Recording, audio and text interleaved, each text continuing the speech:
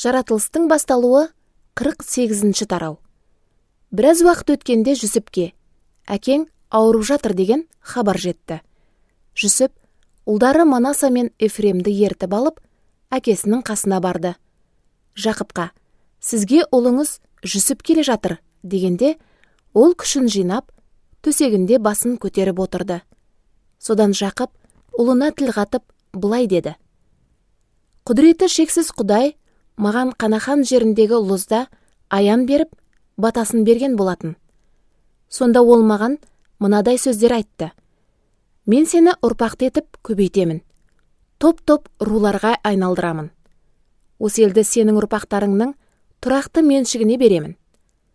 Ал енді мен саған келмей тұрғанда, Мысыр елінде туған сенің екі ұлың менікі. Ефрем мен Манаса екеуі де Рубен, Шимон сияқты өзімнің ұлдарым болады. Кейінірек туатын балаларың сенікі болмақ. Алайда олардың ұрпақтары өз үлестеріне тиген жерлерінде ағалары Ефрем мен Манасаның аттарымен аталатын болады. Мен солтүстік Месопотамиядан қайтып келе жатып, Қанахан еліндегі Ефратаға таяу қалғанда Рахила қайтыс болды. Мен оны жоқтап, сол жерде Ефратаға бара жатқан жолдың бойында қабірге қойдым. Сол Ефратаның бүгінгі аты Бетлехем. Исраил Жүсіптің ұлдарына қарап, мыналар кімдер? Деп сұрады. Бұлар Құдай маған сыйлаған екі ұлым. Маған жақындатшы, оларға батамды берейін. Қартайғандықтан Исраилдің көздері нашар көретін еді. Жүсіп ұлдарын әкесіне жақындатып, ол немерелерін беттерінен сүйіп құшақтады. Жүсіпке: Өзіңнің жүзіңді қайта көруден үмітім үзілген еді. Ал Құдай маған тіпті ұлдарыңды да көруге бұйыртты деді.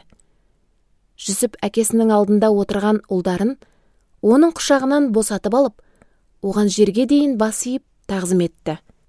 Ол оң қолымен Ефремді ұстап, Исраилдің сол жағына, ал Манасаны сол қолымен ұстап, оның оң жағына апарып тұрғызды. Алайда Исраил оң қолын кенжесі болса да Ефремнің басына, ал сол қолын тұңғыштығына қарамастан Манасаның басына қойып тұрып, екі қолын айқастырып ұстады. Исраил Жүсіпке батасын беріп тұрып, былай деді: Аталарым Ыбырайым мен Ысқақ Құдайдың көз алдында ғұмыр кешті. Құдай менің де өмір бойы бүгінге дейін қорғанышым болып келеді. Ол барлық апаттан мені құтқарып келген хабаршы. Енді мына балаларды да жарылқай көрсін. Менің атым және аталарым Ыбырайым мен Ысқақтың аттары осылар арқылы жалғаса беріп, олар жер бетінде кереметтей көбейсін. Әкесі оң қолын Ефремнің төбесіне қойғаны Жүсіпке ұнамады. Сондықтан ол оң қолын Ефремнің басынан алып, Манасаның төбесіне қоймақшы болып: Әке, олай емес, тұңғышы мынау, оң қолыңызды соның басына қойыңыз деді. Бірақ әкесі бұған қарсы шығып: Ұлым, мен оны өзімде білемін. Бұдан да халық шығып, ол да атақты болады. Бірақ оның інісі ағасынан да ұлы болып, оның ұрпақтарынан топ-топ рулар тарайды деді. Жақып оларға батасын беріп тұрып: Исраилдің ұрпағы бата бергенде сенің атыңды атап, Құдай сені Ефрем мен Манасадай қылсын деп айтатын болады, деді.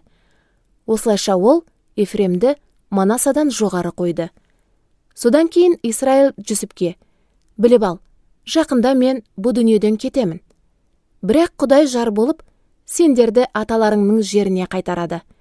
Мен семсер садағыммен Аморлықтардың қолынан тартып алған қыратты жерімді ағаларыңның озаты ретінде саған арнап қалдырамын деді.